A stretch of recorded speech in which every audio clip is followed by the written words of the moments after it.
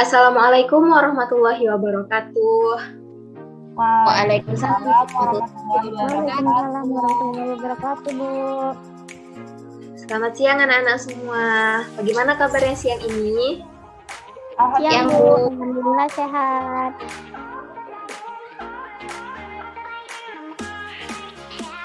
Alhamdulillah. Sebelum kita memulai pelajaran, ada baiknya kita berdoa dahulu ya. Berdoa menurut kepercayaannya masing-masing. Berdoa dimulai.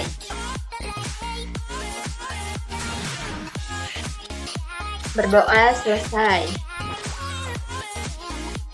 Baiklah, sebelum itu Ibu akan absen dulu ya. Novita Sari, Hadir, Bu. Nida Sarina, Hadir, Bu. Katarina, Hadir, Bu. Istimaysaroh, Hadir, Bu. Melati,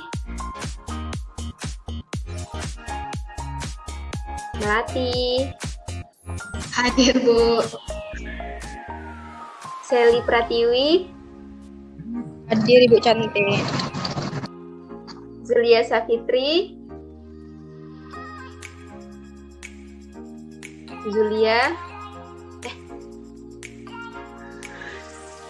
Zulia Safitri, apakah ada?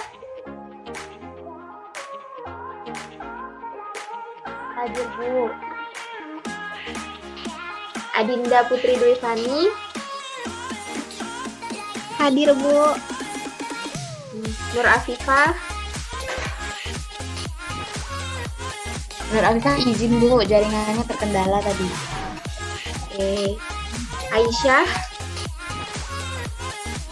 Aisyah izin sakit, Bu. berarti kita 2 orang yang nggak hadir ya. Ya, Bu. Baiklah.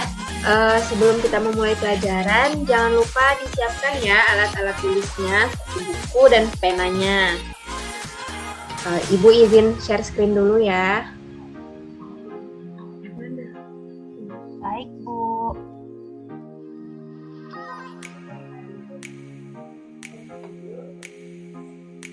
Apa sudah terlihat?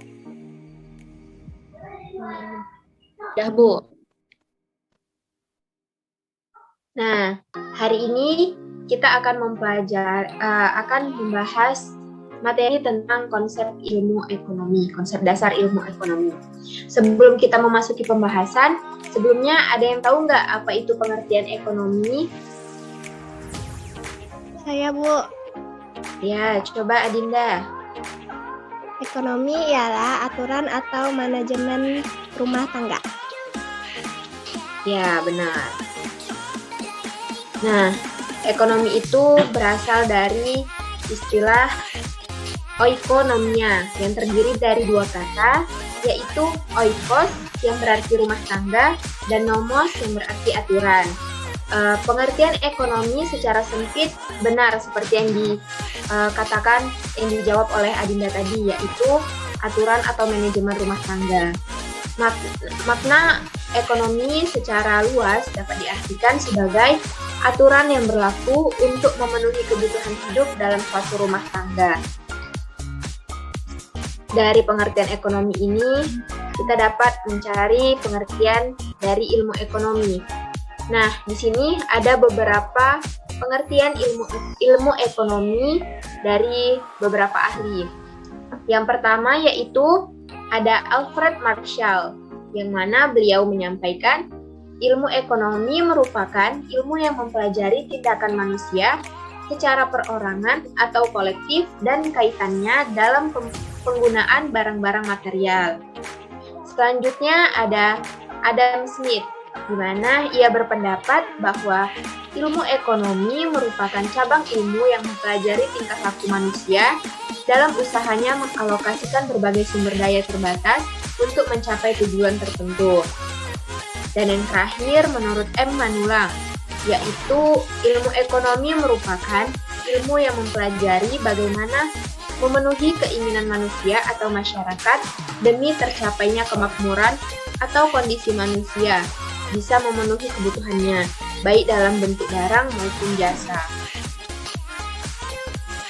Dari pengertian beberapa ahli tadi, kita dapat menyimpulkan bahwa ilmu ekonomi yaitu suatu ilmu yang mempelajari segala tingkah laku manusia yang bertujuan untuk mendapatkan dan mengelola sumber daya tak terbatas. Selanjutnya yaitu ada tujuan dari ilmu ekonomi. Yang pertama, mengenali kebutuhan manusia. Yang kedua, untuk mempelajari cara pemenuhan kebutuhan. Yang ketiga, memahami hubungan peristiwa perekonomian. Yang keempat, membantu pengambilan keputusan. Yang kelima, meningkatkan kemajuan ekonomi. Yang selanjutnya yaitu melatih mengembangkan kreativitas. Dan yang terakhir, untuk memahami dasar perilaku ekonomi. Berdasarkan tujuan yang sudah Ibu sampaikan, apakah ada yang ingin ditanyakan? Saya, Bu. Ya, silahkan Nadinda. Apakah hubungan antara pengambilan keputusan sama tujuan ilmu ekonomi, Bu? Oke, baiklah. Apa hubungan pengambilan keputusan dengan tujuan ekonomi ini? Nah, seperti yang kita tahu, ekonomi ini kan berkaitan dengan pengeluaran atau pemasukan keuangan atau apapun yang dapat memenuhi kebutuhan hidup manusia.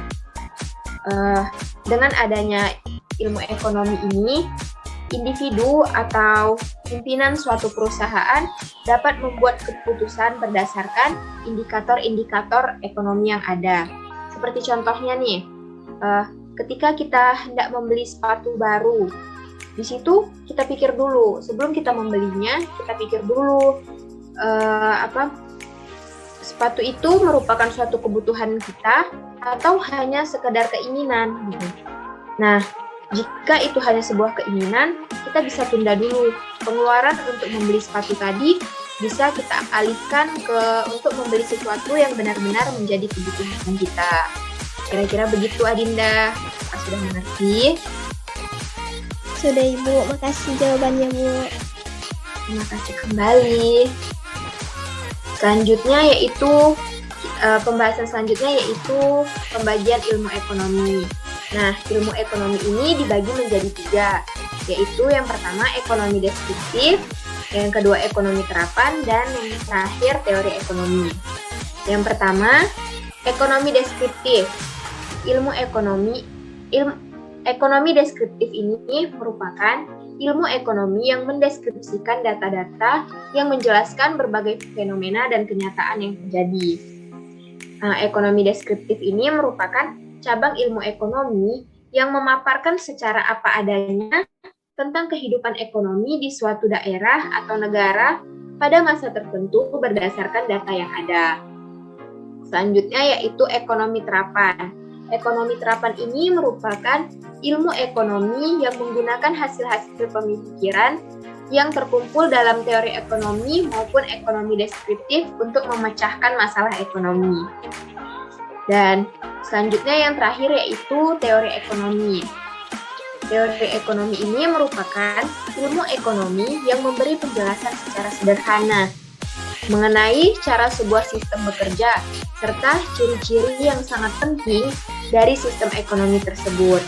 Nah, teori ekonomi ini pun terbagi 2, yaitu ada yang pertama ekonomi makro dan ekonomi mikro. Ekonomi makro merupakan ekonomi yang mempelajari mekanisme kerja perekonomian secara keseluruhan sebagai sistem. Adapun hal-hal yang diteliti antara lain, yang pertama itu tingkat pengangguran, pendapatan nasional, tingkat pertumbuhan ekonomi, inflasi dan deflasi, dan yang terakhir tingkat harga. Selanjutnya yaitu ada ekonomi mikro. Ekonomi mikro ini merupakan teori ekonomi yang mempelajari perilaku pelaku ekonomi, individu ataupun perusahaan dalam membuat keputusan dalam mengalokasikan sumber daya yang terbatas. Contohnya itu dalam menentukan harga untuk suatu jenis barang. Pembahasan kita selanjutnya yaitu tentang masalah ekonomi. Di sini masalah ekonomi mencakup kelangkaan dan kebutuhan relatif tak terbatas. Masalah akan timbul karena adanya kesenjangan antara harapan dan kenyataan. Secara ekonomi, manusia memiliki banyak kebutuhan yang harus dipenuhi. Namun, di sisi lain, alat pemuas kebutuhan itu terbatas. Maka itu menyebabkan timbulnya masalah ekonomi. Salah satu masalah ekonomi ini yaitu kelangkaan. Kelangkaan ini terjadi di saat jumlah kebutuhan dan alat pemuas kebutuhan di saat jumlah kebutuhan lebih besar daripada adanya alat pemuas kebutuhan atau sumber daya yang ada. Nah, kebutuhan muncul akibat adanya tuntutan fisik atau psikis agar dapat hidup layak sebagai manusia, sehingga kebutuhan manusia sangat beragam dan sering tidak dapat dipuaskan. Hal inilah yang menjadikan kebutuhan menjadi tidak terbatas. Nah, itu tadi rangkaian pembahasan kita pada hari ini. Mungkin anak-anak, apakah ada yang bisa menyimpulkan materi kita pada hari ini? Saya, Bu. Ya, Melati, silahkan. Jadi, kesimpulannya, ilmu ekonomi merupakan ilmu yang mempelajari tentang segala tingkah laku manusia yang bertujuan untuk mendapatkan dan mengelola sumber daya tak terbatas. Ilmu ekonomi itu terbagi 3, yaitu ekonomi deskriptif, ekonomi terapan, dan teori ekonomi.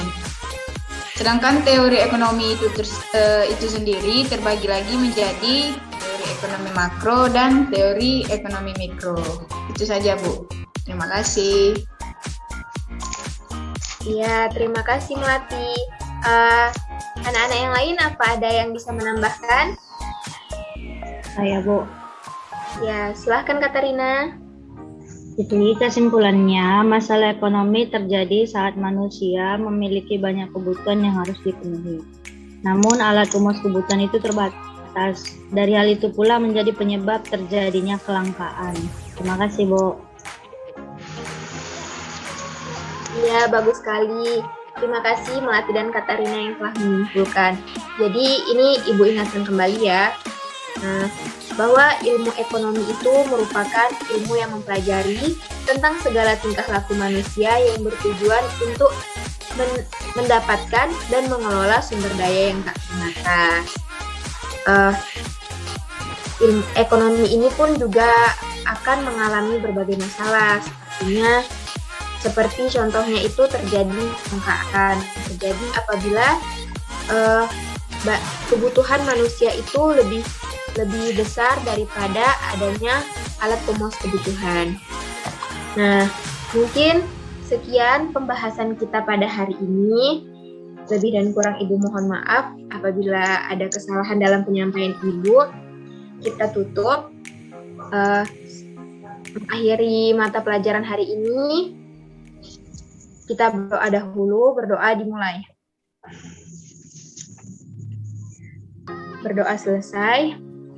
Terima kasih kepada anak-anak yang sudah berpartisipasi pada hari ini. Ibu akhiri, wassalamualaikum warahmatullahi wabarakatuh. Waalaikumsalam warahmatullahi wabarakatuh.